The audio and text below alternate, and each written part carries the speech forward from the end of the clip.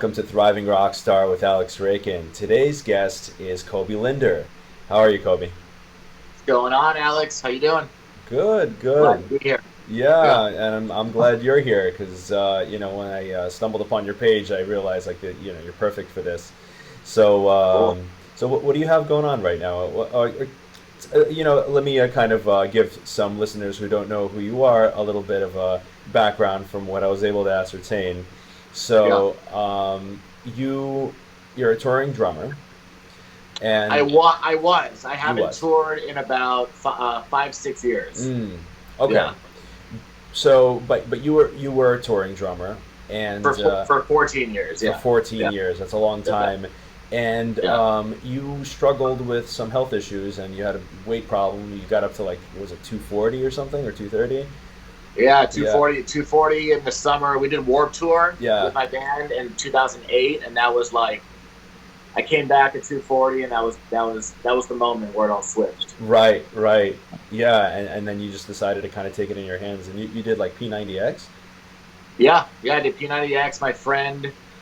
So I went through like this whole. So 2008 was Warped Tour. If you don't know about Warped Tour, it's this Yeah, like 2 month summer camp, and it's one thing to go to one of the shows, but it's a whole other thing, obviously, to be on that actual tour as a band. And I just right. kind of lost myself, and basically like did the whole Rockstar thing, drank every day, ate like crap. So obviously got pretty heavy. And I had weight issues going into that basically my whole life. And so I got back. I went through a really bad breakup at that time with the girlfriend I was living with, and like just kind of my whole life flipped upside down. And so I moved out of that apartment into an apartment with my one of my best friends at the time. And he literally just had P90X on his hard drive, and I had always just wanted to do something. I just didn't know what to do to get in shape, and I was Mm, too intimidated to go to the gym. I didn't want to like pay the gym fee and not go and not spend all that money on it or whatever. So hmm. I just did one day. We're like, let's just do P90X. So we just picked a workout. We did it. It was shoulders and arms, which Hmm. is not like the first workout you're supposed to do, but we just did it. And I was like, I have never worked that hard in my life. And at that time, so we did Warped Tour, and my band, I knew we were going to have some time off because we were like going to record a new record. So I was like, okay, I have some time at home to like get my shit together. So we downloaded the whole program, downloaded the nutrition guide, the calendar, and just did it. We did 2 rounds of it, so 180 days, and I lost 50 pounds with that program, then did another program, Insanity, and like I lost a total of like 95 pounds Wow, in that year after Warped Tour, yeah. that's So insane. that was the moment, and that was the catalyst, and that's what got me on the trajectory to where I am right now. And I just became obsessed. As you know, like it's the feeling, but it's the information, and it's like putting that information with trial and error and figuring out what you like. I just like became obsessed with health and fitness, and I still am obsessed with it. So Yeah, I hear that. Yeah, likewise. And it's interesting. Speaking of being obsessed, I feel to a degree, um, just to be a musician and a successful one, and I would rank someone who gets to play a Warped Tour, someone who takes their craft seriously enough. oh yeah, So I think there's a certain amount of, I guess, obsessive behavior or tendency that leads us toward that kind of yeah, path. And right. so maybe it's a personality trait, or maybe it's something inherent to musicians. Who knows? But it's something that definitely contributed positively in this situation where you just kind of took on health and really got into it because it had a huge impact on you. Now, I also kind of heard that you helped your dad, right? So tell us about that. Yeah, yeah. So just to touch on the obsession thing, I think like obsession's a great word. I think every artist has some of that in them. Hmm. They're obsessed with their art, and I think you can take that, and it could be like obsession slash passion, Mm. and then once it's like a snowball effect, because once you start getting recognized for your passion, you become even more passionate and more obsessed about it. So you have all these new opportunities, all these new people like listening to it or watching it, whatever your thing is. Hmm. um, and so for me, like in high school when we started doing the band, like I knew like that's what we were gonna do. So it was like obsession from day one. Even just playing the drums, I was obsessed with playing the drums. I was passionate about it. Like I don't even know if it's a character trait for me because there's only a few things in my life that I'm like as obsessed about. Um, but it was definitely something that like I knew like in my future that was gonna be my future. So it was like all or nothing. And I think you can equate that to health and fitness and business. Successful people have that in them, or they make themselves do it because they're like, this is it, this is my chance, and I'm going to go for it, and I'm not going to stop until I get there, and I'm not going to say what if type thing. Would you say that obsession is like kind of like akin to commitment because it's by not being all in with something, you're leaving that back door open. You're leaving option B, plan B open, and if you leave plan B open, when times get tough, you're probably going to fold and yeah, and it's in your subconscious. Like you're like, oh, I don't have to push this hard because I can always go to school, or I can always. My dad has money, like whatever the thing is. My dad has a business I can take over. If this doesn't. You got to go all in. I mean, we're talking about personal development. Like everyone I listen to, that's what they'll tell you. They're like, even if you do have a plan B, forget about it and just go all in with your passion because you don't want to be in your deathbed saying, what if I would just give in 10% more to that, or what if I would just said yes to this opportunity instead of like acting out of fear type thing, So with the music, with my health and fitness, and now with my health and fitness business, it's like I can't do it unless I'm passionate about it. There was a moment where when I left the band in 2013 where I could have got a normal job, but I just can't do that. I can't just like not be passionate about the thing I'm doing, especially if I'm going to make money for it and have it consume most of my life. So I just went from 100% passion with my fitness or with my music to 100% passion with my business. I just like made myself make that transition. And I was doing them both at the same time towards the end for the last couple of years after that Warped Tour, like 2011 and 12, and then I left 2012, end of 2012. So yeah, it was like a natural transition from one passion to the other, to doing it full time. But as far as my dad goes, so like I grew up with weight issues my whole life. Obviously, that came from my parents. So my dad, both my parents were like big, but my dad especially was like, my whole life was obese, like in the 300s, dealt with cancer multiple times, type 2 diabetes, just like bad stuff to where it was like really hindering his life type thing, And I remember when the first time he had cancer when I was in 10th grade, that's when I actually first lost weight because he had to lose 150 pounds in 6 months. Wow. Otherwise, he was going to die. But the cancer was in his stomach. So it was so deep in his stomach and he had so much fat over it, they couldn't get to it to remove it. Wow. So he had to lose 150 pounds in 6 months for them just to have the surgery, just to like try and get it. And so I remember watching him do that, and I kind of like tagged along and like did a bunch of cardio with him and kind of went to the gym with him. And I actually, for the first time, lost a lot of weight in high school. And coincidentally, that's when the band was doing stuff. So my whole life and perspective changed because I was like in this band in high school, and I was like all of a sudden skinnier, and my girls were noticing me. So that kind of totally changed my life. But yeah, so then, when you lose 150 pounds in 6 months, it's not the most sustainable thing. So he gained it back over time. And then when I first, after I did P90X, I obviously told my dad about it. He saw the success I had.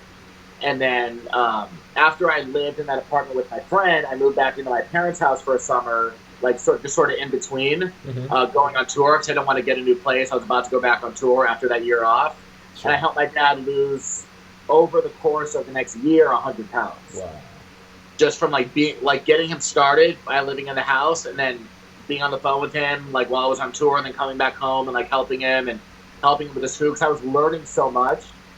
And that kind of started my business. I remember like if I want to like coach people and help people, I have to help. If I'm going to help strangers or friends, I have to help the person closest to me first. Right. As long as he's willing. Sure. Because you can't force people to do it. He was, big ups to him. My dad was willing, and we lost 100 pounds with, you look at P90X and you're like, how can a 300-pound guy do that? but we put a chair under the pull-up bar, and he was just doing pull-ups with his feet on the chair, modified push-ups on his knees, dumbbell curl. You know, you do what you can. Like, it's not about if you were able to do it on day one, it wouldn't work. Like, if it doesn't challenge you, it's not going to change you. So anything someone does, you know, if on the DVDs they're curling 30 pounds and you're curling 5 pounds, but next week you curl 7.5 pounds, like, that's your journey and that's your progress. Right. So, you know, so I would do the workouts with him, and there was a difference, but for him, it was changing his body and changing his life. And then I was teaching him about food. I was getting, you know, putting all these superfoods in his body, like, just like, you know, changing everything, really teaching him a more sustainable life. And he's kept most of it off since, what was that, 2011 or 2010, you know, so. Long time. It's cool. Yeah, it's cool. So he was like my first client, you know, so that's a good story. Wow. Yeah, that's pretty incredible. So you transitioned out of the life of a touring musician into a coach's career, right? Yeah. And do you, like, in what capacity do you still do music?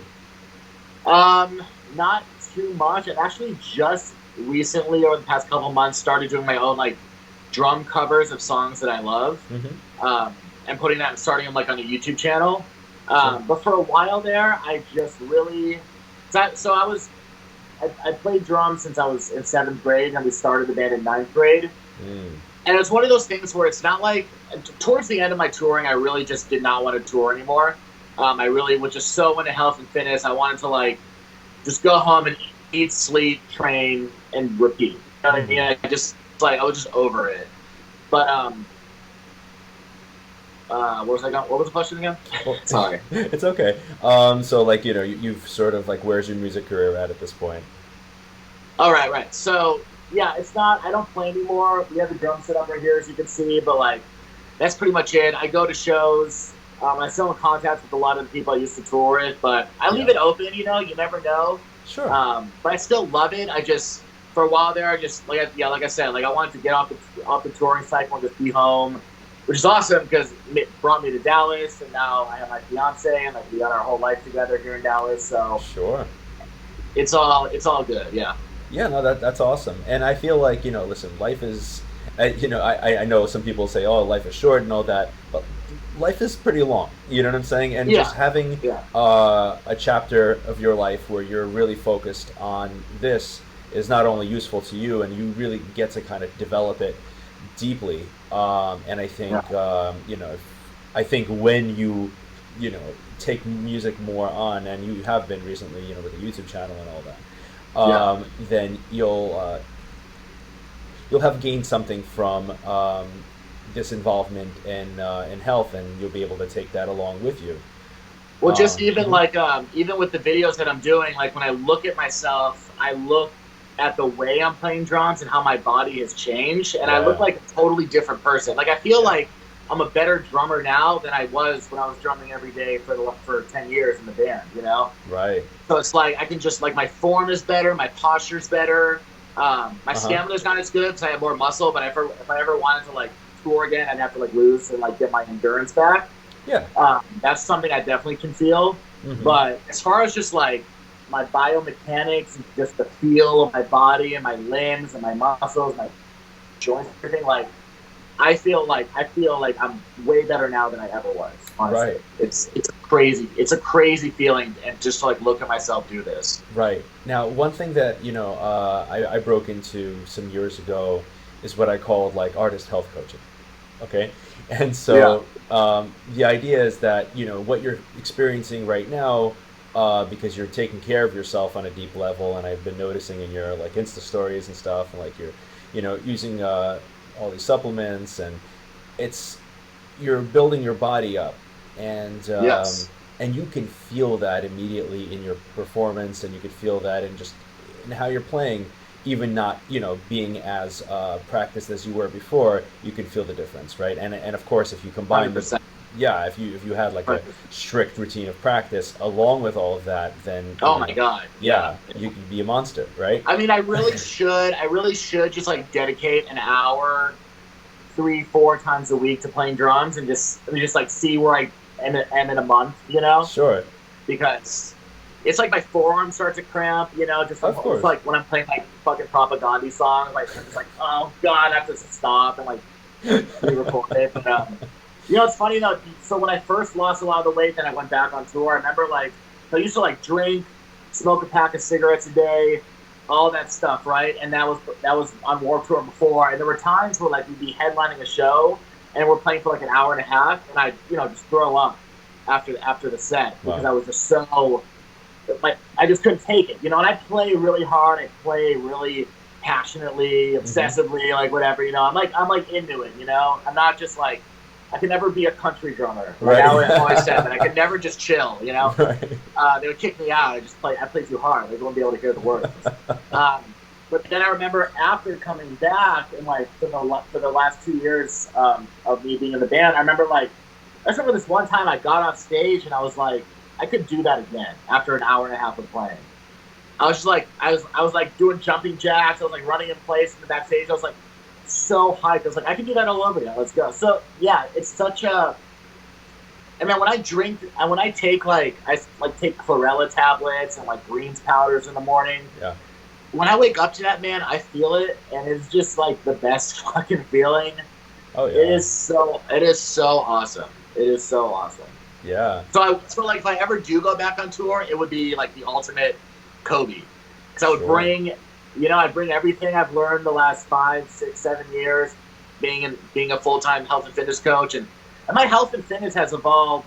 You know, I'm sure we'll talk about that, but it's evolved big time since I first started. You know, I'm always learning more. I've dug down rabbit holes and I've gotten deep into shit. You know, so it'd be awesome to merge the two. Oh, and I really feel. I love that. What did you call it? Artist health? What did you call it? Artist health coaching. I love that, man, because there is that's the one thing that I do miss about being on tour is that when I was coaching and touring at the same time, I was helping so many people around me because there's such a need for that in that community. Right. You know, there's such even if people aren't ready, just planting a seed or just having them drink a smoothie or have some fruit instead of like the typical rider, you know, wheat bread and peanut butter and jelly. Just like little things like that can change someone's life, you know? Oh yeah.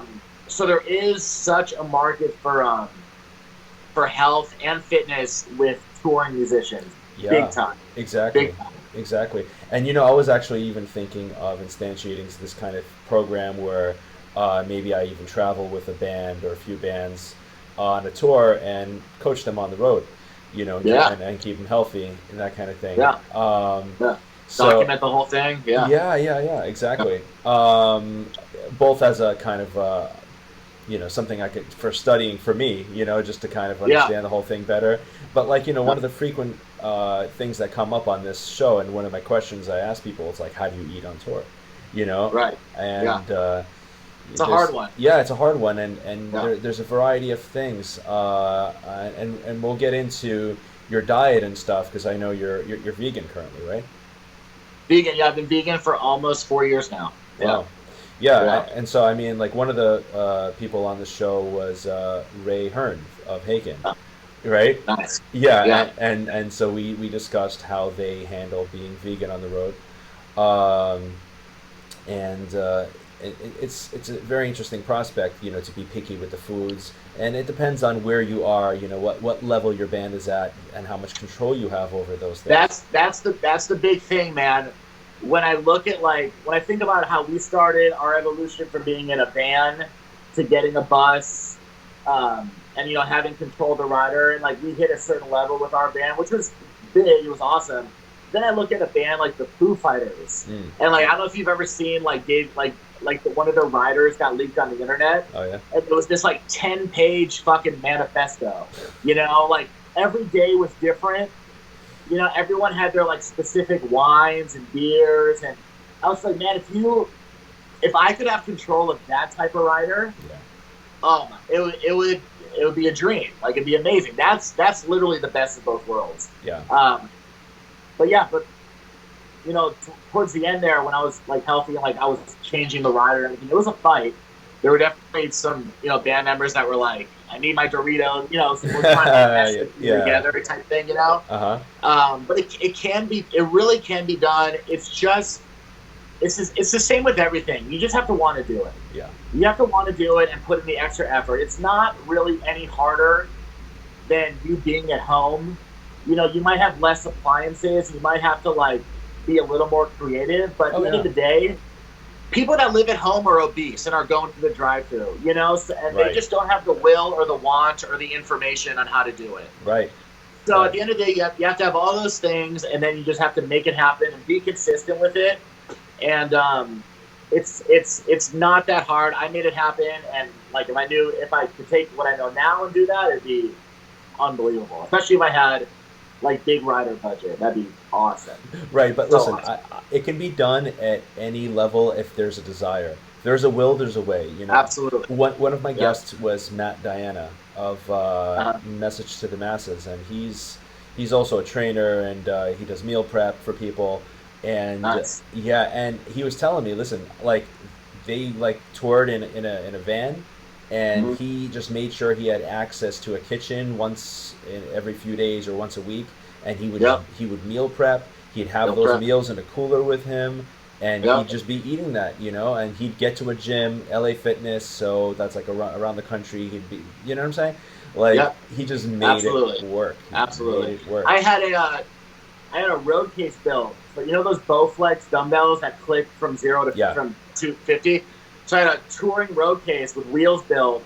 I had the guy measure each dumbbell, so both dumbbells slid in, and then there was a little slot inside for like resistance bands, a jump rope, and a foam roller. And I toured with that for the last 3 years of being in the band. Awesome. So that's like like the kind of investment and planning ahead that you definitely want to make happen. So that's cool. I'm glad to hear that there's other people doing it. You know, that whatever budget or whatever things that they have available to them, they're making it happen. So that's awesome. The self-development world is expanding, and I think it's definitely made its way into the music industry, and that's growing.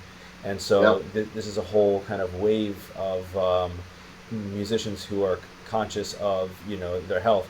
And the reason why I think that's so vital, besides the obvious, right? Your career is extended, but even just just consuming good food, good information, just in general, treating yourself well, taking care of yourself. It's not just what you put in your mouth; it's what you put in your ears. Yes, that's the biggest thing, because if you don't want it, like your brain tells your mouth your brain tells your limbs what to put in your mouth. Yes, so does your gut, right? Mm-hmm. So you have to have enough self-esteem and enough will to live. Like that's what I tell people. I'm like, do you want to live? Like, hey, you have diabetes. Like, some people don't want to live, right? Or they'd rather just live this certain way. They haven't thought about when they're 50, 40, 60. They're just they just don't think about it. So I'm like, hey, do you really want to live your life? And do you want to live a long time? Like, do you want to live?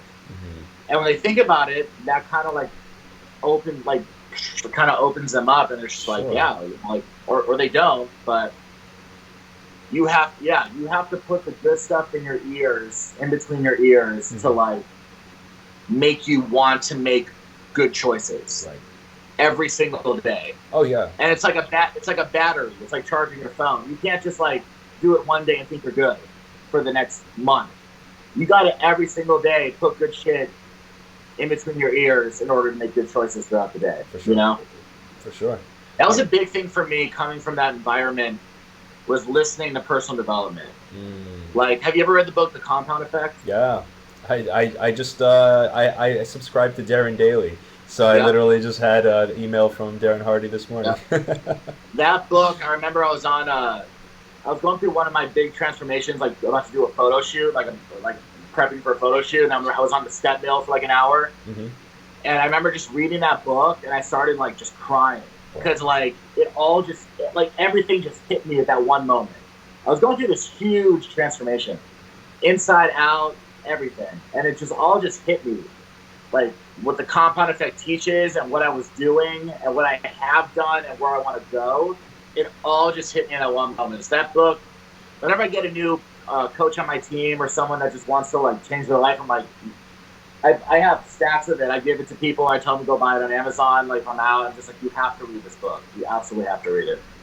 It's amazing. It's amazing. Yeah. There's been a few books in my self-development journey for the past 12 years that I've definitely like picked up multiple copies of. Which ones? What else do you like?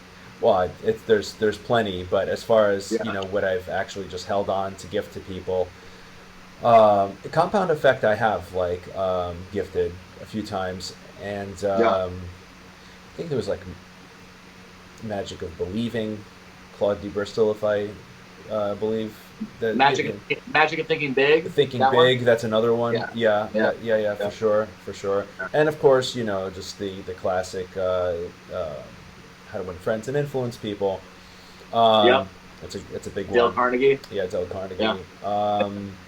Classics. Oh yeah, for sure. What's another one that really had a huge impact? Well, this past year, actually, Jordan Peterson's book, 12 Rules for Life. 12 Rules? Yeah, I haven't read that yet. Oh, it's amazing. I've read it 7 times. Really? Wow. Yeah, I've never read anything that many times. I just wanted to download the information because he really took the time to write that book. It's one of the most misinterpreted characters in society today. But yeah, I definitely took in that book a lot. Oh, as far as health is concerned, recent one, well, not so recent actually, a few years ago, 3, 4, John Romanello's Man 2.0, Engineering the Alpha. Okay, I think I've seen it. I haven't read it though. It's a good read. Well, I mean, it's a program. I'm actually halfway through doing it the 3rd time. Nice. Not consecutively, but like I do it once in a while.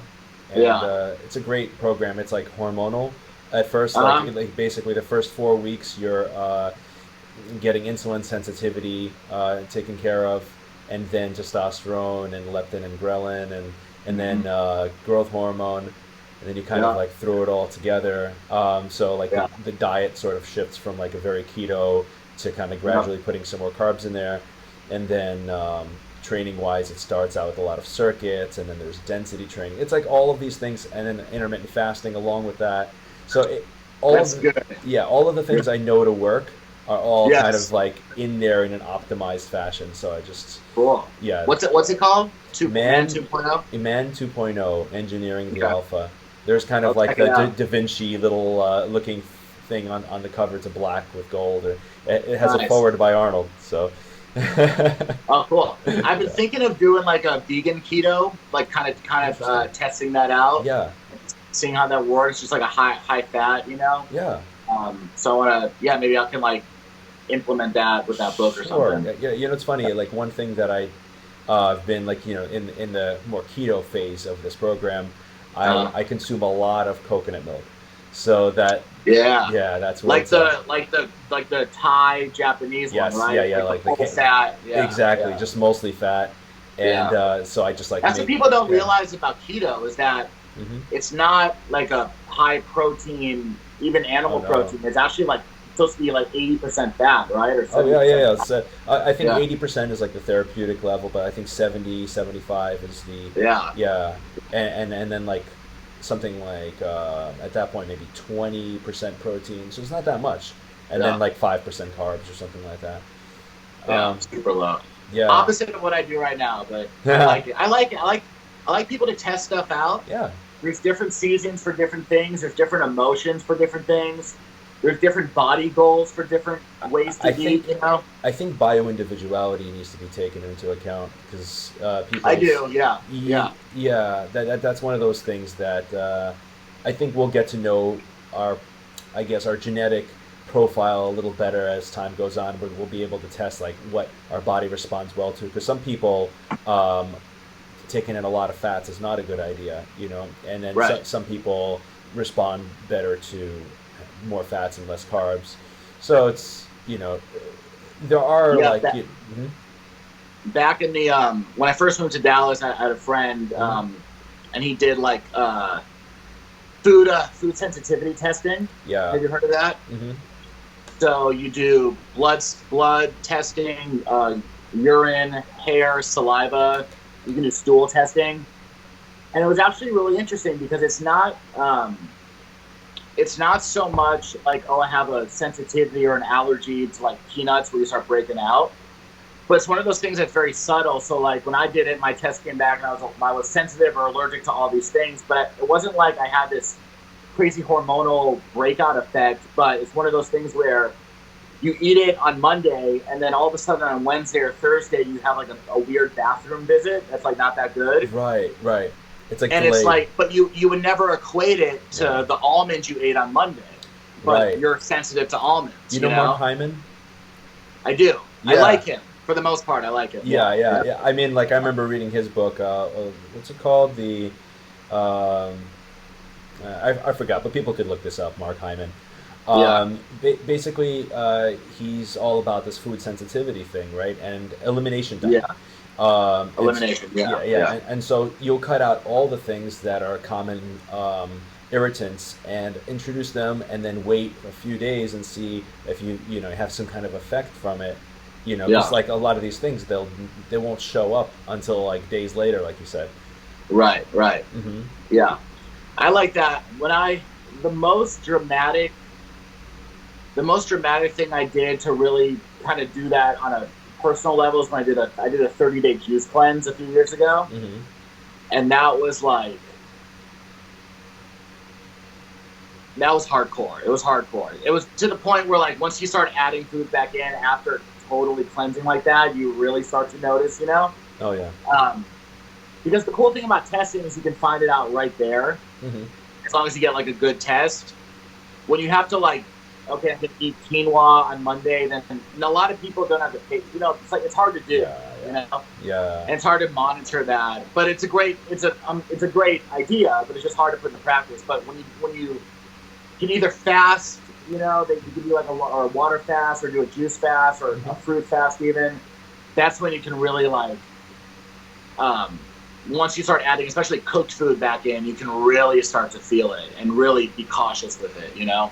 That was that was in the summer of 2017. So like, a little over, or 2016. It's like almost 3 years ago. 30 days. We called it Juicy June. We did it in June. And me and my fiance did it, and it was just straight juices. We bought a juicer. We made our own juices. Sometimes we go to the store and get some, like cold pressed. Right. Juices, whether it's fruit or vegetable, it didn't matter. You just only liquids. Lost a lot of weight. But after the first week, you have a lot of energy. The first week's kind of tough because you just kind of miss the chewing. I feel like the chewing is an addiction, in itself.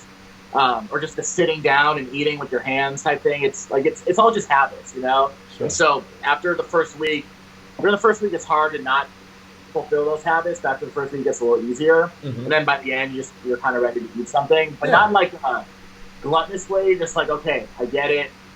It's done what it's done. Let's like go. How was that coming back into food? It was good. We just did it slowly. We started eating fruit instead of juicing it and eating vegetables. One thing we were big into, it's called a mono meal. So it's like when you only eat one thing for that meal. This is another big thing that I still implement today, but really picked up on. So like the thing with digestion is that like the reason why, and this guy, the Genius Life or the Genius Book? His name's Matt something. Yeah, I read that with the. I think it's called the Genius Diet or Genius Foods. Genius Foods.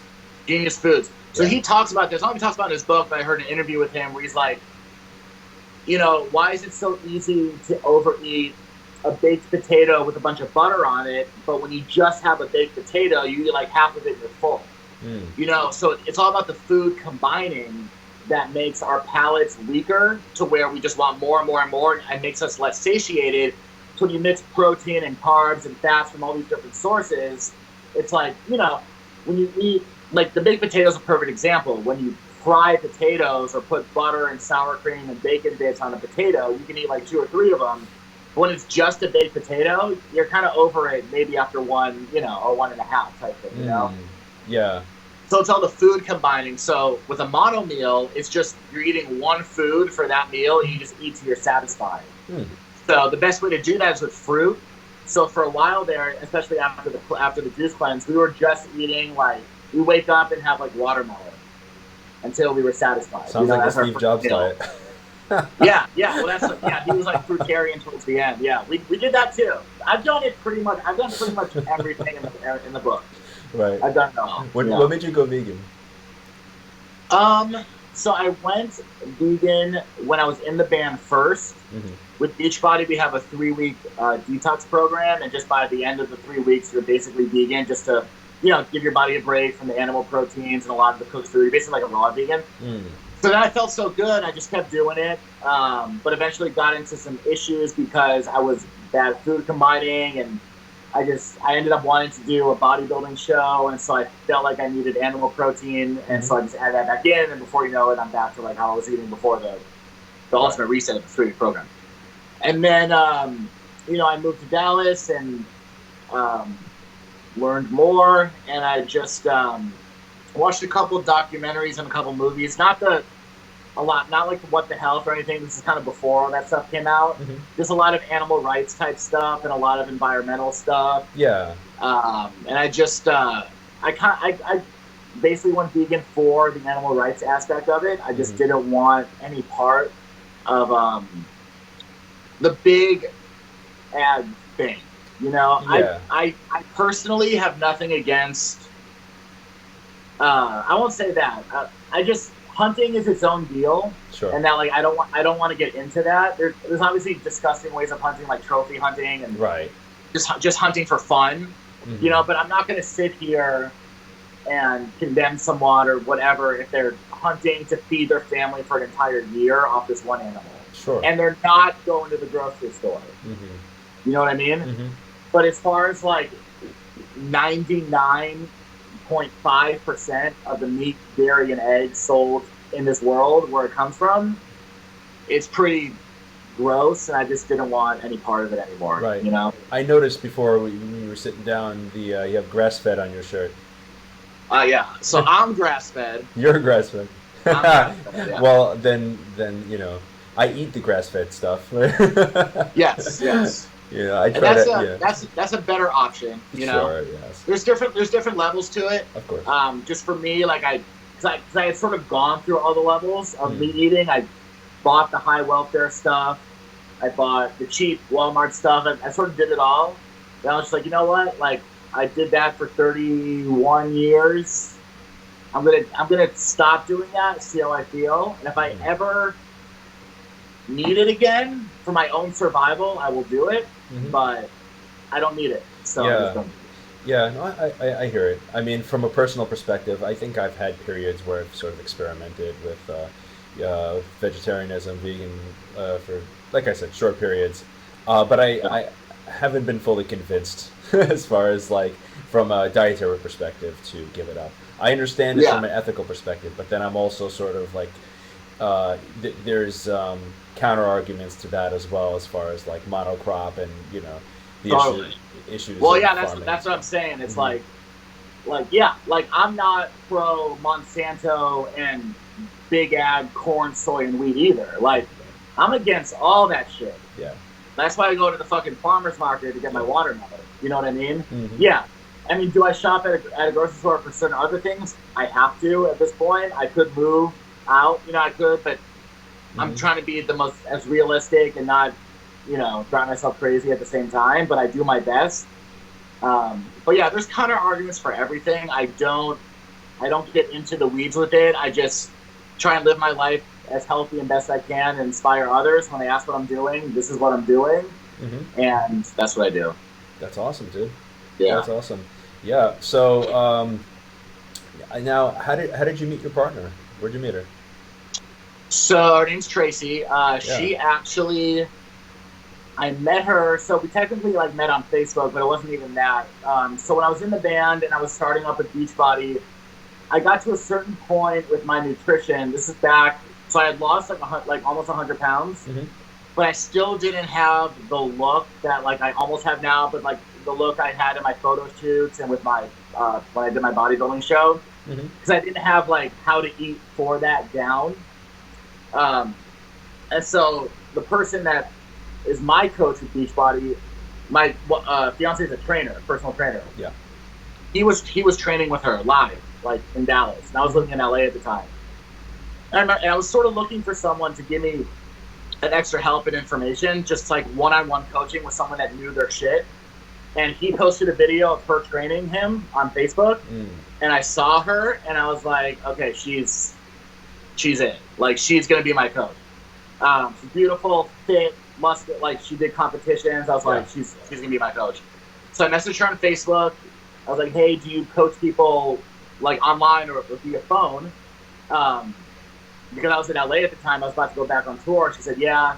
So we actually, for the first 2.5, 3 years of our relationship, we were literally just trainer-client. She was giving me like meal plans, exercises to do to put on muscle. This is before Beachbody had like muscle building programs. It was more like just weight loss. Yeah. So I like had to put on muscle because I was like 150 pounds. I was super skinny. It's like super skinny, like so much cardio, you know? Right.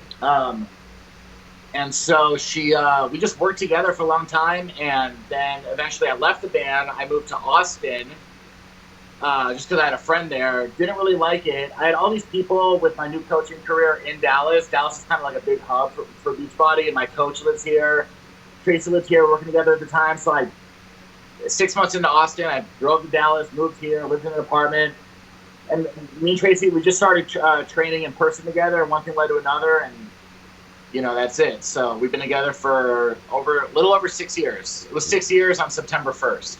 You know, you guys, I mean, like just by the looks of it, and you know, I checked out her page, very good Insta page, and you guys are like the relationship goals like couple on there. Yeah, hashtag relationship goals. Hashtag relationship goals. Yeah, that's what we want. We want, and she's vegan too. She's been vegan longer than me, so she's like kind of showing women that you can keep your muscle and everything and still be healthy. Right. Yeah, we just want to like promote positivity, promote a healthy and fit lifestyle. We do the Beachbody coaching together. She does, you know, training. Like, we encompass it all. We just want to help people. Like, we feel blessed that we found each other, and that we like love each other so much and respect each other, and it's just this like awesome thing. It's empowering. It is empowering, and it's like I always tell people because I was almost gonna go on Instagram Live yesterday and say this, but like the reason why I feel like she's a great coach. She's been fit her whole life, and she just like when you look at her, you're like, damn, you know, like that is body goals, you know. But for me, the reason why I feel like I'm a good coach is because health and fitness doesn't come naturally to me, and it doesn't come easy to me, you know. So it's like if you were to look at someone that they do a bent over row and their back just puts on muscle, they couldn't really break it down to you why. They just do it and it happens. Right.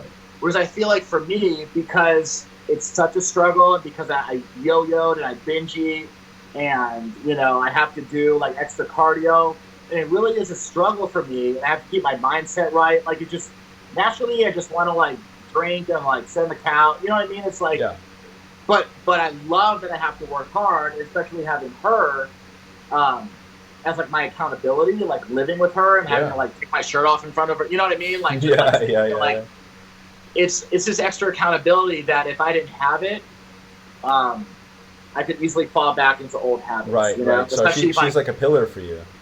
Exactly. So the reason why I tell people like, oh yeah, like, you know, I'm a great person to have as a coach is because whatever you're going through, like, I get it. You don't want to work out, I get it. You just binged and ate. You had a perfect week, and then you know, like, you followed the plan perfectly, and then Friday night you binged ate. Like, I totally get it because I've been there, I've done it, and I've recovered from it, and like survived, and then won. You know. Right. And then same thing with relationships. Like, you know, she's obviously my longest relationship, but like, you know, just that feeling of like, you don't know if you're gonna find someone, or you know, the girl's not. There's some guys who said the girl's not treating you right, and you know, I just feel like we have so much to offer people from so many different points of views and different little squares of the freaking puzzle that is life. You know, that we just. It's like our mission, and there's no better feeling than helping people. Like, I'm sure that's what started you to prompt you to start this podcast. Yeah.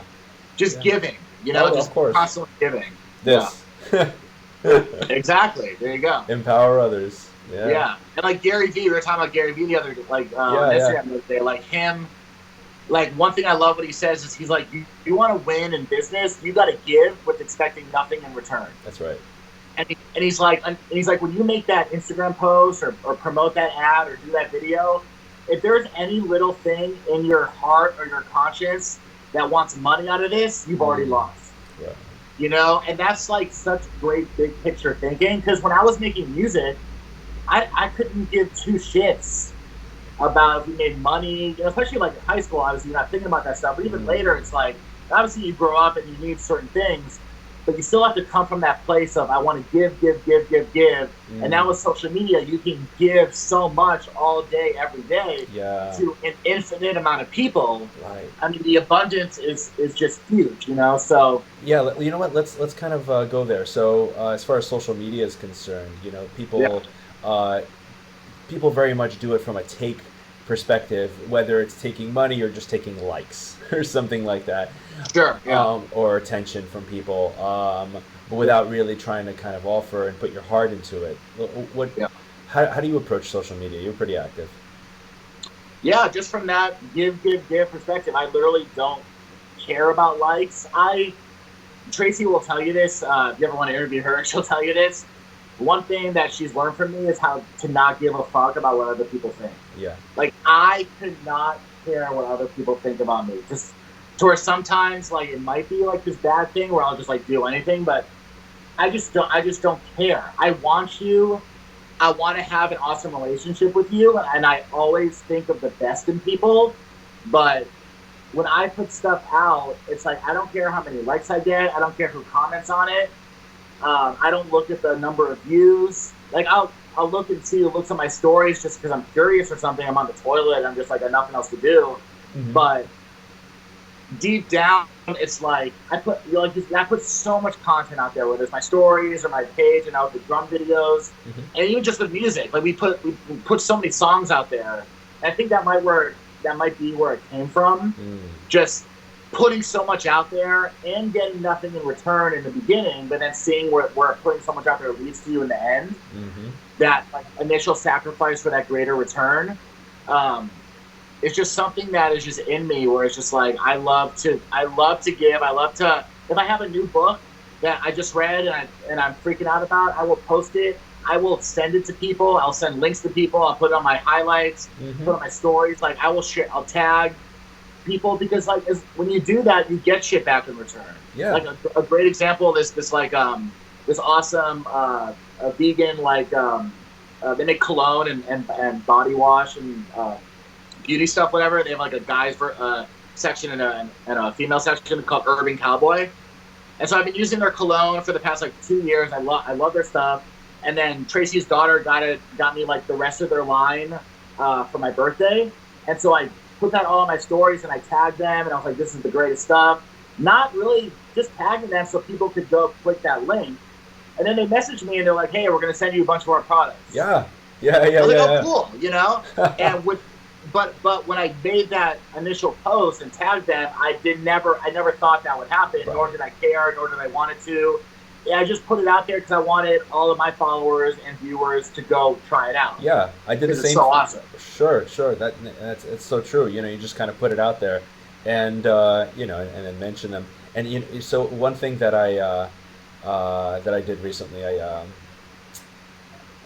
I tagged these guys. Athletic Greens. Yeah, I've seen them. Yep. Yeah, and they're great. Tim Ferriss recommends them. That's what he uses when he travels. Those are the little travel packs. And so they sent me, like a 30-pack of this is $100. They literally sent me 3 packs. They sent me 3 30-packs to send to people after like I tagged them and they sent me a heart and I told them I have this podcast and just sent it to people. I love it. And by the way, I'm happy to mail you like good amount of samples of this. Athletic Greens, yeah. That's the cool thing. Like again, Gary Vee again, he said this one thing in his keynote speak. He's like, dude, so much shit happens in DMs. Yeah. He's like, you don't even know. He's like, business deals get done in DMs nowadays. There's something about it. I mean, this happened in a DM. Yeah, just like that. Like you just like tagging them, and then they slide you a DM. Like, hey, we'll send you this 3-month supply for free. What's your address? it's cool. And I just like the mindset of abundance versus scarcity, all that stuff that all the personal development books talk about. You just have to have that. Otherwise, you act out of fear and you act out of there's nowhere to go besides just staying there or going down because we're only getting older, right? Right. So you have to go with the times. You have to figure it out. And you just have to have that abundance mindset that there's so much out there. There's so many people out there. I can grow and become as big and as great and as powerful and rich and whatever it is I want to be. And you just act like that every day, and good stuff will happen. It's just bound to, Yeah. I really believe that. Yeah, and you give, and with the faith that it'll come around for you. If you always give, I don't think you'll ever need, if that makes sense. Yeah, because you're too busy giving. Yeah, it takes time and energy to give. Uh-huh. And then it also makes you like appreciate the things I guess like you'll never want, because like it makes you appreciate the things you need, like a roof over your head and food to eat, but you'll never really want more in a greedy way. Right. You're just satisfied because you're so busy filling up your cup, filling up your heart, and getting that pot. Like the one beautiful thing about humans is that or one of the beautiful things about humans is that just that interaction we have when you make someone feel good or change someone's life, that no dollar sign, even if they do pay you, no dollar amount can really put a price on that. Yeah. And as someone that does what you do, and with my health and fitness coaching, I mean, you're changing lives on a daily, minute by minute, hour by hour basis. And now especially with social media, I can't tell you how many people I post stories and they just thank me for sharing this book or this recipe or this new way to do a chest press, whatever the hell it is. Right. People love it. People are looking to be better. I really believe that. They just you hear something from someone and you ignore it and it goes in one ear out the other, but you hear the exact same thing from another person and just changes your life. Right. So people they're waiting for that thing from that person that hits them because they said it in a certain way with a certain tone, and someone just needs to put it out there. They hear it at the right time. Yeah. Hear at the right time. Right. Hear at the right. Exactly. Health and why I love the compound effect is because he uses health and fitness as an example all the time. Right. Like doing a bicep curl. Just the consistency, the small, unsexy, shitty things every day. Right. You don't get 21-inch biceps after doing 2 bicep curls, right, or even a year, or even 6 years. Shit takes time. Yes. And so that's just with everything. It's just people have to have patience, and they have to hear the right thing from the right person at the right time. Sure. Absolutely. Sure. So if you could be a loudspeaker all the time, that's a great thing. The other thing from a mental health perspective. Well, you can be now with social media. Of course. You are a loudspeaker. We are, and I think that's what it's social media, right? Social media. Yes. Social, yeah. And what it is to be social, to be pro-social as opposed to anti, would be to put things out there that promote sociability, which is the positive. Yes. Right. Exactly. Right. Right. There's a lot of negative accounts out there that just make you want to crawl in bed and lock your doors and grab your gun and just hate the world. Sure. Yeah. From people who are suffering mentally from depression, and I'm not going to belittle it in any kind of way here, but one of the biggest, besides exercise, one of the biggest things that is shown to improve a person's mental state and to get them out of their own head is to go help another person. Yes, absolutely. Right? Absolutely. You can't be worrying about yourself when you're helping somebody else. Yep. Just to get out of your own head and your own problems for a second or for a minute and just do a good deed. Give someone a hug. Absolutely. Yeah. And I think to touch on that, I don't think there's one right or wrong way to look at that. Whether it's a chemical thing or something that just happened in your life that makes you a certain way. You can't look at that, but the way I view it, every human being on this planet needs to be working out a minimum of 4 days a week, And however you want to do it, whether it's cardio, lifting weights, yoga, running, everyone needs to be active. Our bodies were made to be active. Yeah. They're made to be running around, climbing trees, building shit. Even dancing. Like it just. Yeah. Do you want a Zumba, or you want to? Just move and sweat, and get your heart rate up. Everyone needs to be doing that. Everyone needs to be eating real food, whether you want to be vegan, keto, carnivore, raw, whatever you want to do. You need that. You need good water, clean air, a positive mindset, and you need to be of service. Those things. And whether or not that cures depression, I don't know, but it will certainly make the depressed less depressed. For sure. Right? I mean, it has to. Because I've never seen a depressed person that's eating real food all the time. Right? I mean, they're usually depressed people, or like clinically depressed, will have a pretty poor diet. Of like processed foods. Yeah. Because it probably makes them feel better at that time. Sure. Because the one thing eating real food does is it like really stabilizes you. Oh yeah. Because you're not getting those constant hits of sugar and insulin and dopamine that that processed food, they make it that way, right? So when you eat real food, it like really stabilizes you. Yeah. And that's kind of why it's so hard for people too, because they're used to like that up, and down. Yeah, exactly. It is a drug. People live on caffeine, and that's a drug. Yeah. Caffeine, absolutely. Yeah, I mean, Starbucks is the biggest drug dealer in the whole fucking world. Oh yeah. 100%. Yeah. So, and especially if you're eating for like a purpose of like losing body fat, I mean, that alone will change your life. Yeah.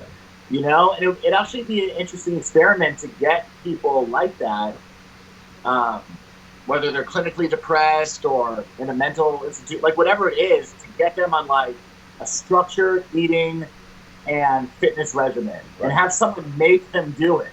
Right. And then they can deal with all the emotions. It's kind of like it'll be like that show Biggest Loser. I watched that back in the day. But not that intense. It's not that intense, but like some they kind don't need to be losing 300 pounds in like a 4-month period. No. But to get them, not like they're eating like 800 calories a day. No, to get them on like a normal 2,000 calorie, 5-6 meals a day plan. Have them work out for even just 30 minutes a day. And then do whatever they want the rest of the day, but they can't put anything else in their mouth. I'm sure there's studies out there that had, I don't know. But it'd be interesting. It would be interesting to see. It would be interesting to see that. And you know what? I view things like tools, like for example, changing diet in a certain way, or intermittent fast, or introducing certain types of training. They're kind of like implementing these like kind of strategies that you can compound.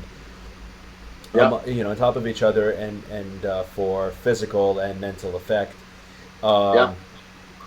And I feel like they all have an effect. If we're staying on the mental health idea, it's like they all have an effect on mental health, and they make it deviate towards the positive.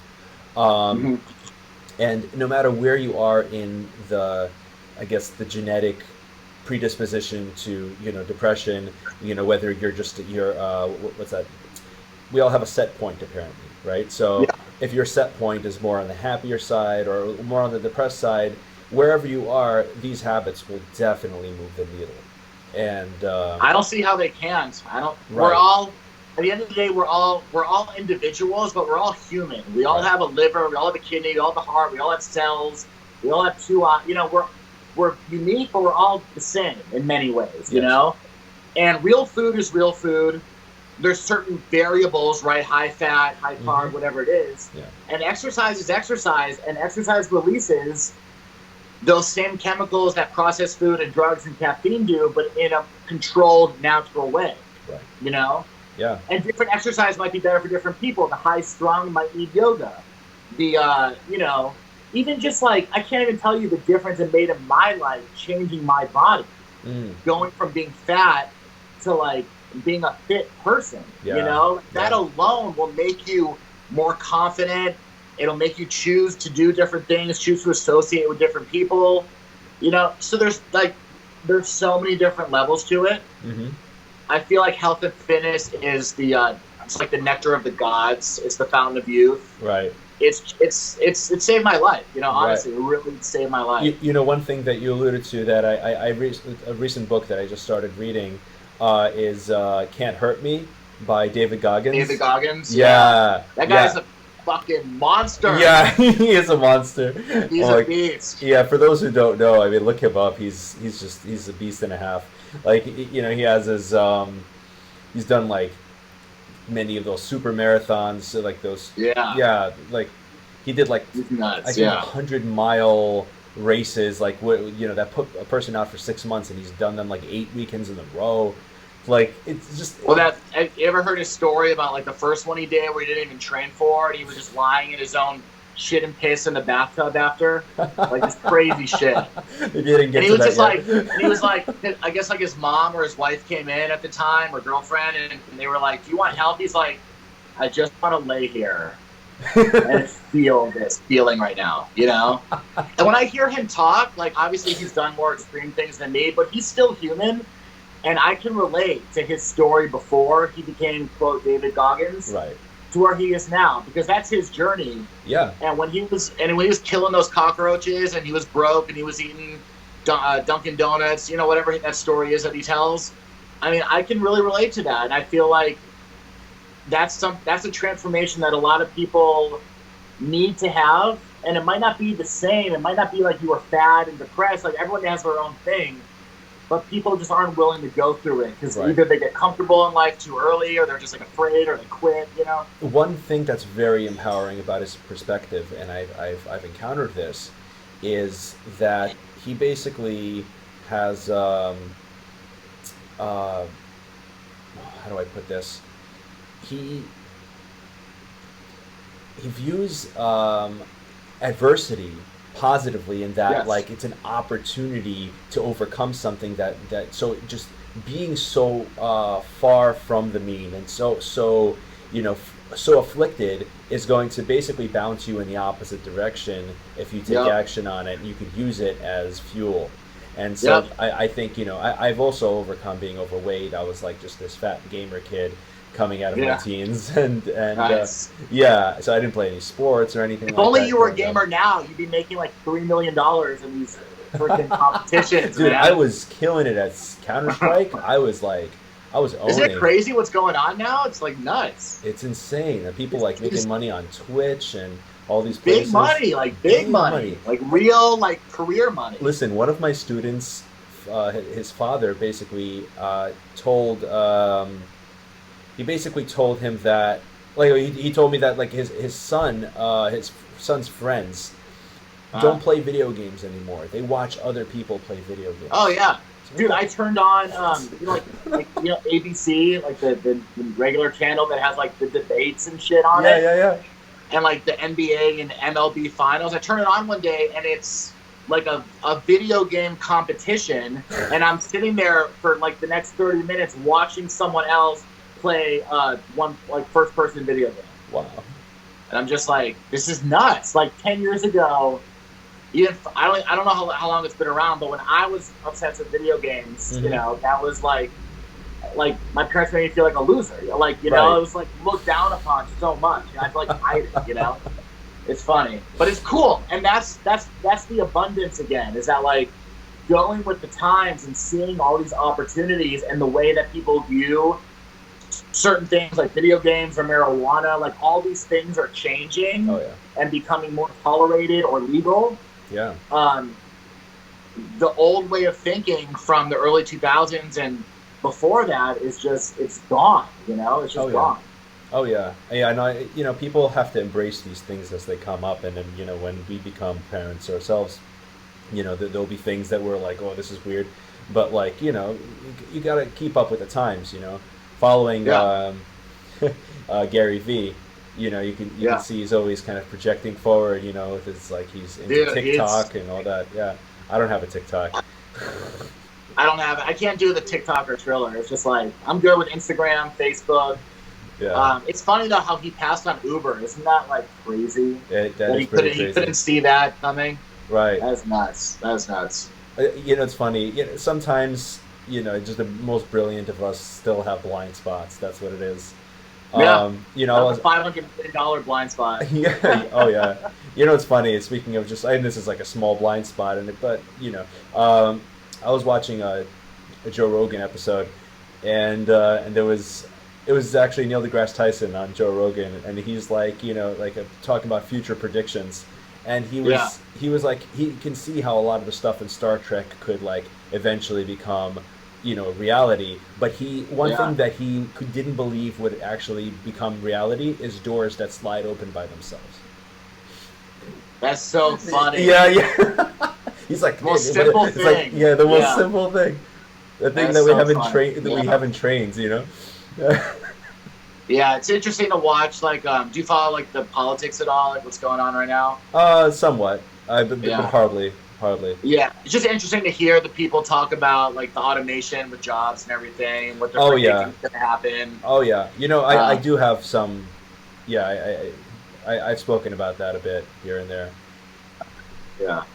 So it's just we're going to see some serious shit. Like Oh yeah. compared to what our grandparents saw in their life, that was obviously insane. But like what we're going to see when we're between now and 80 is going to be off the It's charts if we make exponential. it. Hmm. If we make it, You have to but make it's it. going to be Yeah. off the charts. I'll be optimistic, and just say we'll make it and healthy. But Well, I'm saying if we make yeah. it as like a species, if Oh we don't yeah. Oh destroy our yeah. Oh planet, yeah. Yeah. Well, that's a very big if we possibility. don't burn the entire Amazon down, then you know, That or AI. Um, yeah, I'm open for whatever, man. Flat Earth, you give it to me, I'm open. I'm going down every rabbit hole. Flat Earth. It's insane that people like. It's crazy that in 2019 that's a thing. Um, It is crazy, but I went down the rabbit hole to the point where I really almost believed it. I'm oh still yeah. not 100% sure, Really? just because it's like the eating meat vegan thing. There's counterparts to both. Yeah.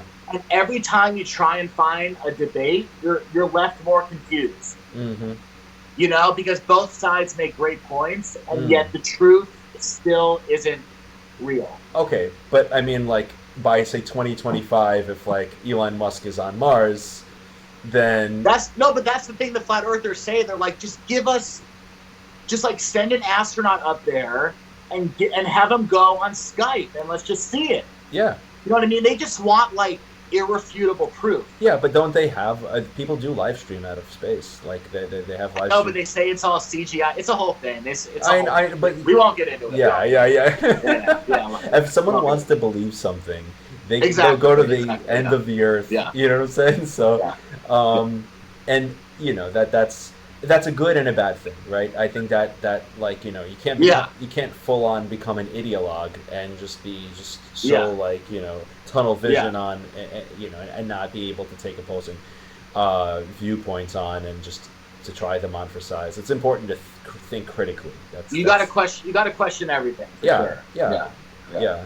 yeah. Speaking about questioning things, that's one of the things that I recently kind of thought about as far as like if I'm going to be honest and follow the truth, I need to be able to test my hypotheses against the strongest opponent to them, right? Sure. And Yeah. and so I find myself if I'm talking about say flat Earth and round Earth kind of comparison, I would steel man the flat Earth, even though I think it's pretty nonsensical. I would still try to kind of give them their credit and even heighten the level of their argument, and then fight against that instead Right. of like straw manning and kind of Yes. you know what I'm saying? Yeah. And- You'd want to go yeah. to like the flat earther and like try and prove him wrong. Yeah. Right, Yeah. right. Like combine all their best arguments and try to go against them.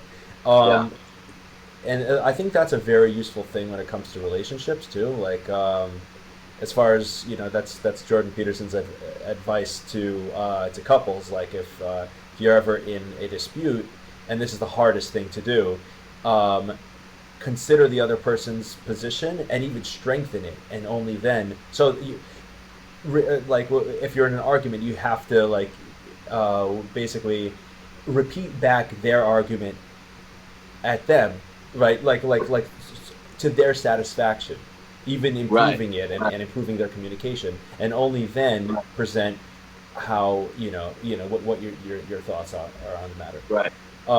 The person will feel heard, and there's a lot more possibility of actual change there, or at least some I think compromise. that's a really good strategy. I like Yeah, that. I think you mean Tracy, we get into like little things, but never anything, to where we're like yelling or anything crazy. But like, I just think at the end of the day, it's kind of like health and fitness. Like, if you want to be with this person, you will do whatever it takes to be with them. hmm And yes, there's little things that happen, obviously, but you never want to let a fight escalate to the point where like you're talking about breaking up, or you're sleeping on the couch type thing. Like, it should never get to that point. right. So whatever tactic you have to use, that's a really good one. I just think it's not being a dick and just not being so attached to your ego. And position. Because a lot when you're Yeah, arguing, it doesn't matter who it's with. A lot of times you just want to be right right. and make that person feel dumb or feel wrong. You just want to like, which is hmm what's wrong with social media a lot of the times too. People just arguing to make the other person feel stupid. Right. Um, but it's with your significant other for sure. Any relationship with someone that you deeply care about and are close to, you Yeah. just gotta take the ego out of it and do what's best for the situation and for that specific topic. Right. So And I mean, like, sometimes, you weigh the relationship above the argument, and yeah, it's yeah, more important yeah, for the relationship to have peace and harmony than for you to be right. That's it. yeah, Yeah. exactly. hmm Because even, especially as a guy, I'm never right in our relationship. So I just always tell her she's always right. She's always uh, happy well, wife, happy life. yeah, that's true. I'm sure. Yeah. So that's the and on that topic, did you tour while with her, like during Oh your no, no, relationship? no, You haven't. no. So, That was a big thing for me too. Like, mm, I don't think I would have been. I don't think I've been able to get someone like her if I was still touring. Not because she's like against like touring or anything, or she would judge me or like whatever. Just like the person who I was, I wasn't like a man. I wasn't man enough to get this type of woman. mm, You know. Um, so that break and just getting healthy too. That break after being in the band for a little bit and just like kind of growing as a person and doing personal development, like I became the person that could be with her or that, and yeah. that she was looking for, really, Mm, Um, and so, yeah, but that'd be cool too now, like just like my health, like bringing her if I were to tour again hmm and bringing our lifestyle on tour together with Oh, our that's cool. relationship. That'd be Right. awesome. I Yeah. mean, she'd be more. It's not like she works in a kind of a corporate position, right? She's Yeah, more she could take independent. off. Yeah, yeah, Okay, for sure. great, great. Well, that's very good because like one of the conversations that it gets brought up on the show, obviously, is how do you sustain your relationships when you're on tour, right? Yeah, And I've heard a variety of things, but mostly positive things. You have to be with somebody who's willing to do that or is flexible to come with you. That'd be a great experience yep, for her, yep, um, and yeah, someone who's flexible or who's independent enough to hold the house down in your absence. absolutely. In Doesn't get jealous. Yeah, Um, is cool with like if you're busy, just sending a text. yeah, Rather than like having an hour-long conversation. And every relationship's different, right, and every position that the person is in, being on tour, is different. right, Um, but and now with social media, I mean, you can just FaceTime and Skype and everything. I mean, you can do. There's no excuse not to, again, unless you just don't want to work or there's right. something in you that is like sabotaging it. Well, there's two books that kind of come to mind on the subject. One that I read recently, one that I read a few years ago. The one that I read recently is Attached, and it talks about attachment theory, just a theory in psychology on how people's attachment styles work. There's like three types. There's Gotcha. there's an anxious attachment style. There's a um, avoidant attachment style on the opposite end, and a secure attachment style in the center. People who are secure can handle time apart. They can handle. They're pretty stable, and they could be empowering to the other person, and they don't need you to always be there, and they're also not running away when things get intimate. So two secure people maintain a relationship very well, but it's good to understand where you're at with that, and in order to kind of calibrate. Because if somebody's anxious or one of the partners is anxious, especially, well, then that person would need constant contact. And if you spend a day, like if a day goes by and you don't text them or contact them, they're going to be nervous and they're going to protest later. And it depends on the situation. Like, why are they anxious? Did she get cheated on before when the person was traveling? So like every time you travel, like it brings that up type thing. It could be, she might not even be an anxious person as far as her life goes, but just that one type of thing relives in her head, and she just always needs that assurance. Right, but that's a nature versus nurture thing, right? So in that case, that would be something like situational that happened in her life or your life, for that matter, that would basically cause you to behave in a certain pattern. Whereas, there are certain, I think, predispositions to where people are just there are just like people that need that. Absolutely. Right, there's people that, and I've identified that I'm somebody who needs a little bit more contact, right? Otherwise, I start, I get a little bit too preoccupied with it, right? So, and that's so empowering for you to know that. Oh yeah, because now you kind of know what you're looking for in the other person. That's why this book blew my mind. I read it like a few weeks ago, like a month ago. See, I feel like people shouldn't, unless you like really meet like the one in high school. People should just fuck around till they're at least 25.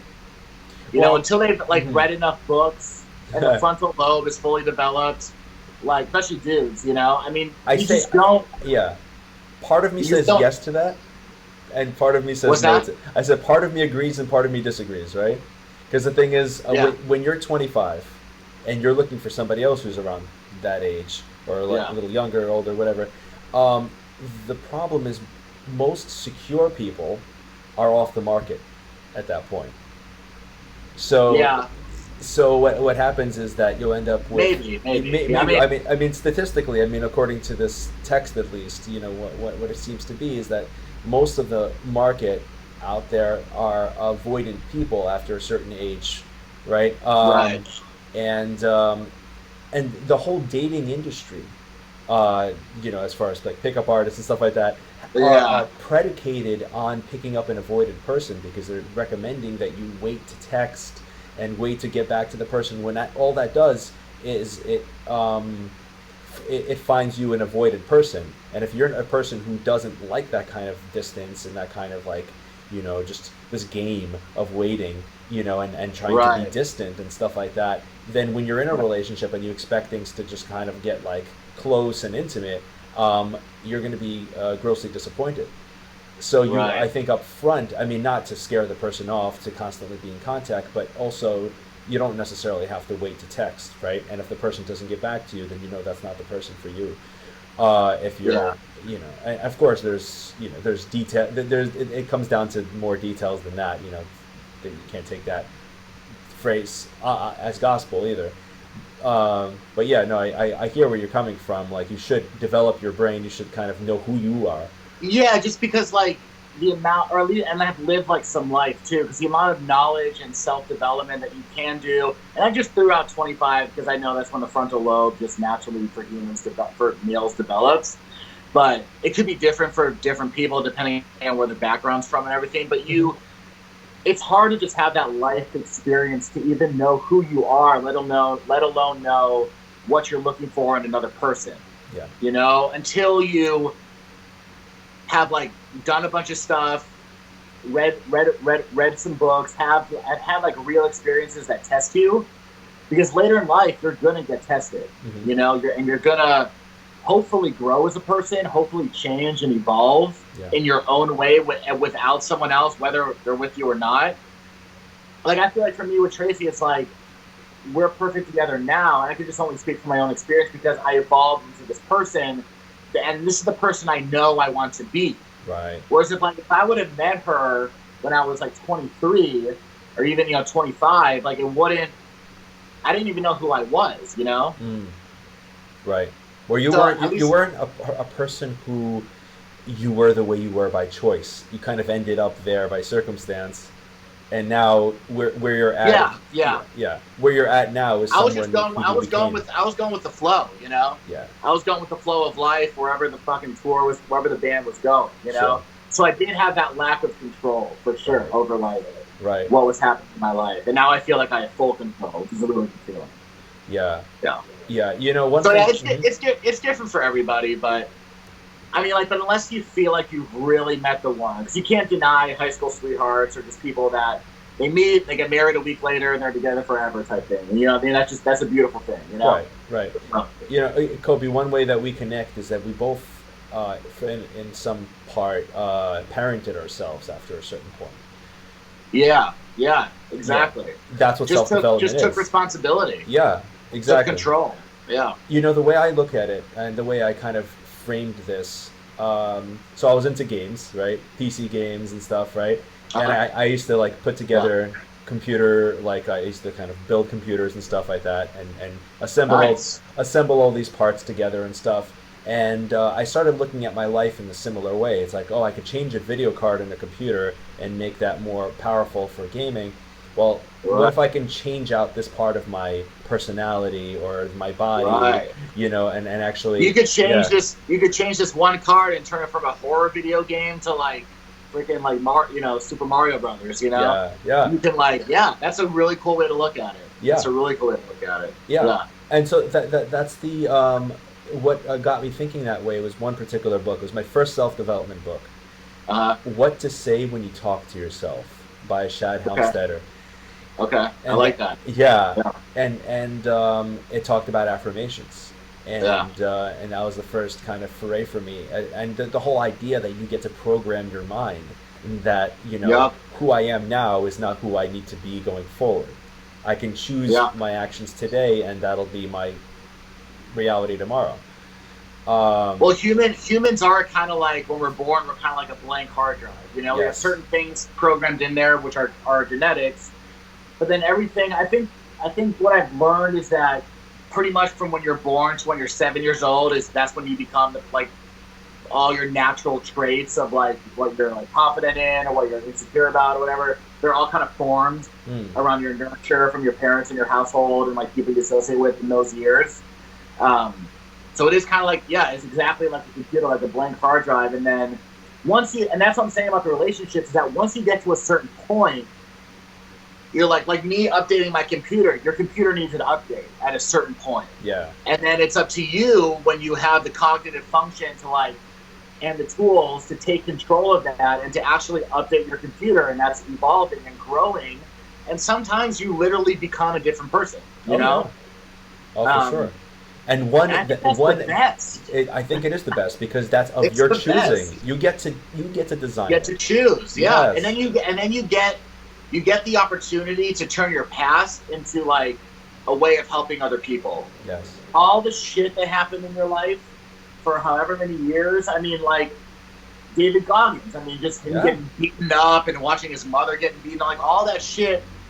Now he has become one of the best inspirational, motivational athlete, whatever out there hmm, because of that shit. If he didn't have that story, no one would really listen. He'd just be a motivational guy, but he wouldn't even have all the motivation because of where he came from. right, He needed that to be this, right, to be who he is today. right. And Like now he takes on any new adversity as as a he'll positive do thing. anything. Yeah, Yeah, yeah, yeah. yeah, But you talk to any successful I heard an interview with Kobe Bryant and hmm, just like just the amount of attention and getting a kill list when he went into the NBA, just like the amount of like I guess obsessive and passionate instincts that he had in him. That's what made him be freaking Kobe Bryant. Like he said, he's like I wasn't the fastest, wasn't the strongest, wasn't the tallest, and that's why him and Shaquille O'Neal got into that big fight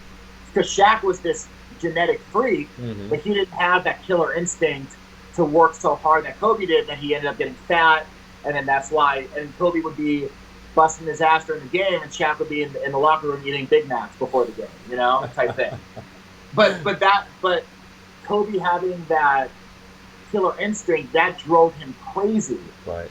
Watching this 7'2", 300-pound monster of a dude that could be. He said if Shaq were to have this. Do you follow Valuetainment? Do you follow Patrick David on Instagram or YouTube? It's called Valuetainment. He's a really interesting guy with a great story of like immigrant and everything. His parents. I'll check that out. Yeah, he has a cool company. He interviews like a bunch of people, but he did like the first like real in-depth interview with Coby since he left the NBA and everything. And I'm from LA, so I'm like a big Lakers fan. Mm-hmm. But hearing Coby say that, just like you could tell the difference between the two and how crazy that drove him. Watching like Shaq just do that to himself and sabotage not only his career but the team, you know. And so like everyone, I just think if you want to be successful, you have to have that passion, going back to the beginning, and that obsessiveness to do the things that need to be done, no matter how hard they are, no matter how tedious they may seem. You just have to find that will to get it done.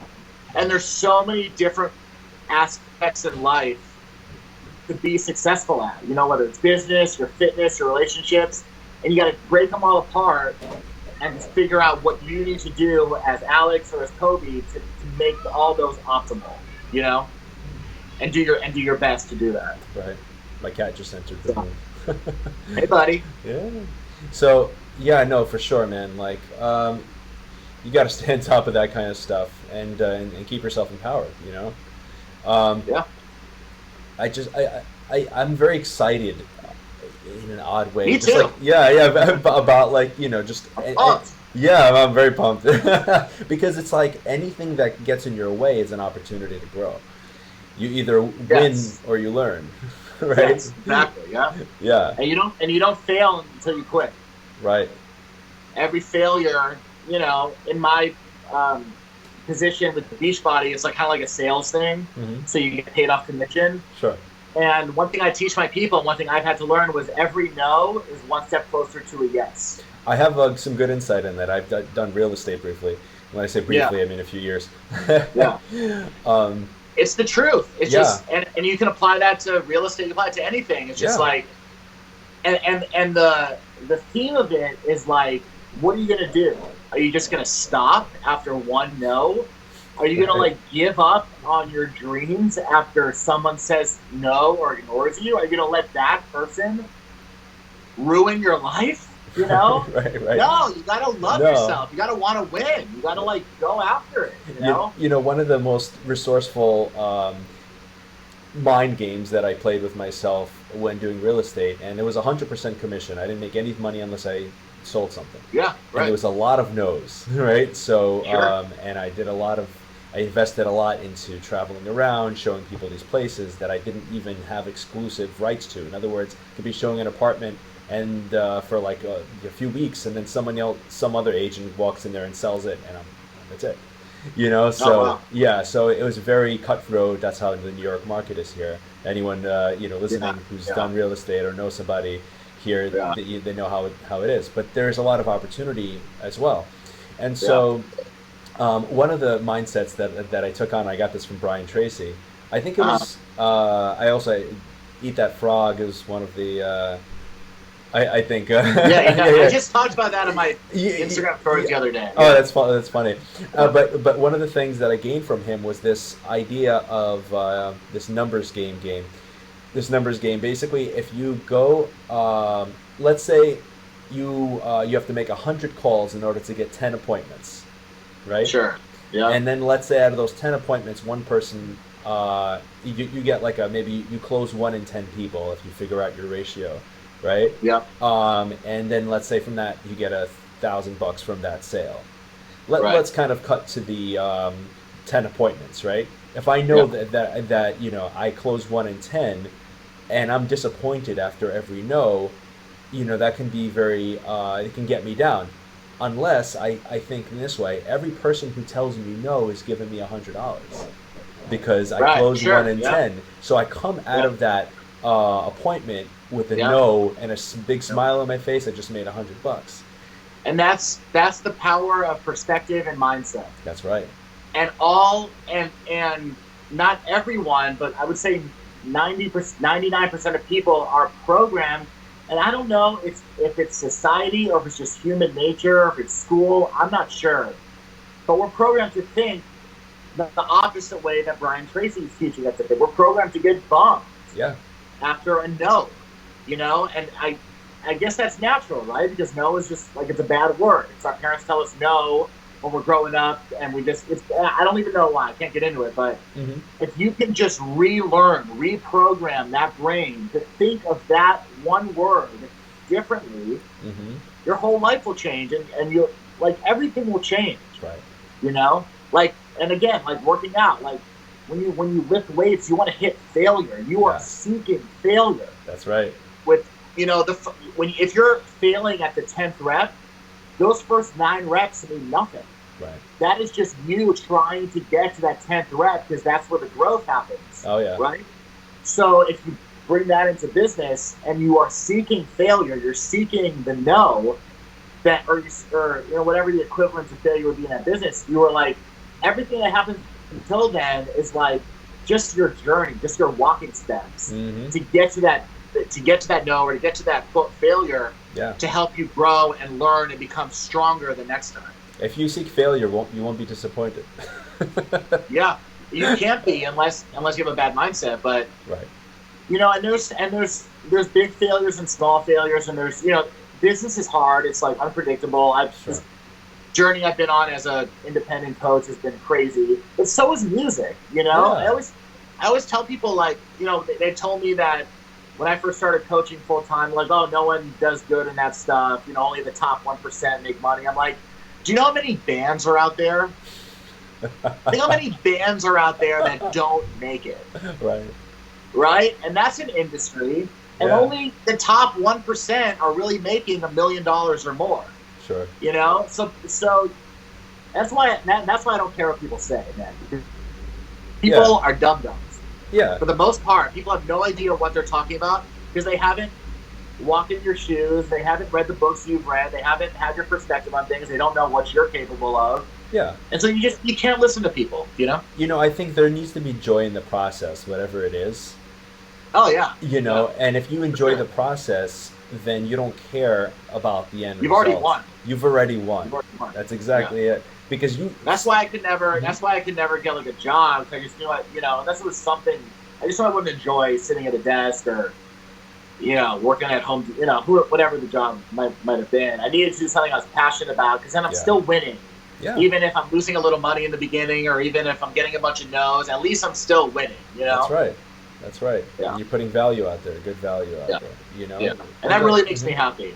Yeah. I really enjoy doing social media. I enjoy having conversations like this with people. I enjoy my relationship with Tracy. I really do enjoy my life right now. It's really cool. Yeah. Well, what's next for you? Like, what are you hoping to do going forward? What's next? Well, tomorrow night we're going to an Angels and Airwaves concert. Do you like them? I haven't heard much of their music. Okay. It's the guy from Blink-182. Oh, yeah. Yeah. So we're going to that tomorrow, and then actually tomorrow we have some of our coaches, like our local coaches, coming over to talk business stuff. Okay. So that's cool. So we're still building Beachbody. We're still doing that. Just more drumming videos every Sunday. I try and record a new drum cover video. Yeah. I'm taking requests if anyone has any requests, and I don't know. I guess like getting married would be the next step for us. Sure. And but again, with that too, I'm not like any rush. I'm just like, we're just so happy. I don't need the government like fucking with me. I get it. So I mean, we're cool, man. Everything's great. Yeah, no, it seems like what you have, the way you're approaching these drum videos, it's very very much low pressure, very much from a fun, like let me just cover these songs because I have fun doing it. Yeah. And and put that kind of value out there, and who knows where that can lead.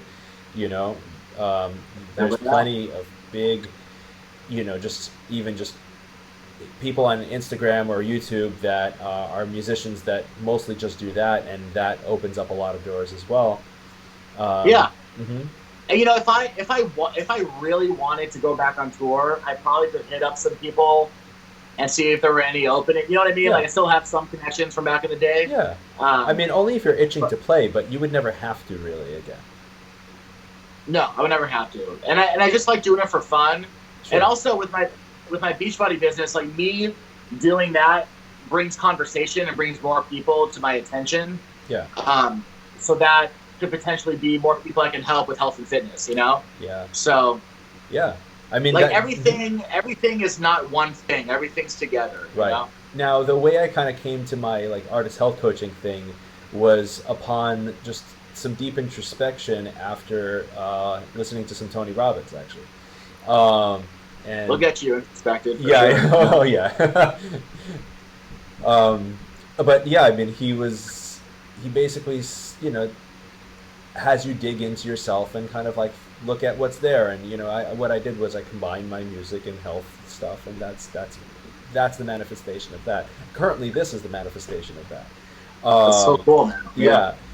And hopefully, you know, people are getting value from it, and that's.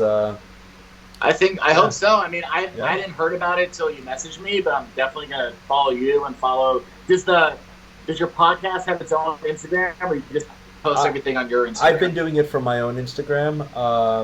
I've been contemplating putting it on a separate one, but like, I don't know. I feel like it's fine doing it on my own. It's too new. Yeah. It's too new. Exactly. Yeah. Maybe it'll live in a separate Instagram. But it has its own website, obviously, thrivingrockstar.com and all that. Yeah. But this has. Well, I'm going to subscribe, and yeah, I'm going to post it on my socials. We're going to get some people following for sure. Sure. Yeah. So, dude, it's been awesome having you on, and hey, man. My yeah, pleasure. I think you know I think there's some real value here, and you know, people have something to take from this, and. I'll put all of your links up here, and if someone wants coaching from you, then you do it remotely? I do it from home, and if they're local in the Dallas area, I will definitely do one-on-one consultations and personal training. If they can come to my house, our whole garage is a gym, basically, so we train people out of there sometimes. Yeah. So, yeah. If you had one message you could share with all musicians, what would it be? One message to share with what? All musicians. What would it be? All musicians? Yeah. You know, just enjoy it, work hard, love what you do. It's really cool to be a musician if you're like a full-time musician, professional musician, whatever. Yeah. If you're just starting out, like just follow that passion, you know, because even though I'm not a full-time musician now, if I hadn't followed that passion, I wouldn't be here. That's right. So I don't regret anything I've done, even when I was unhealthy and making bad decisions, because it led me to be the person I am today, which is like, I'm awesome, you know? So follow that, because that really is your heart and soul. And if you want to do it, then go do it 100%. And if you are doing it, that's awesome. Keep doing it as long as you want to do it. Hey man, just take care of yourself. If you're on the road, just like, you don't have to be 100%, you know, just do one thing better than you did the last tour. Just keep adding things to your arsenal.